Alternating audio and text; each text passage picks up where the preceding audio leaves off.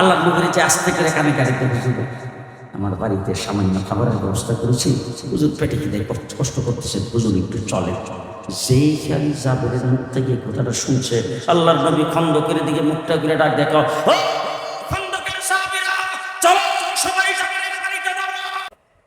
আল্লাহ নবী বাড়ির ভিতর বুঝে ফেলছেন জাবের যে চিন্তা করতেছে। আল্লাহ নবী জাবেরকে ডাক দিয়ে বলে, জাবের পাক হইতেছে কোথায়? পাকের পরে আমাকে নিয়ে যাবো। রাসূলুল্লাহ সাল্লাল্লাহু আলাইহি ওয়াসাল্লাম পাকের করে যায় বলছেন, জাবের দুষ্টের এত গুটির মধ্যে ডাকনা দিয়ে রাখো, ডাকনাটাকে উঠাইবা না, পরিবেশন আমি করবো। আল্লাহ নবী সাহাবায়ে কেরামের দিকে মুখ করে ডাক দিয়ে বলেন, সাহাবীরা 10 জন করে আসো। 10 জন করে কাতার বেঁধে আসতেছে।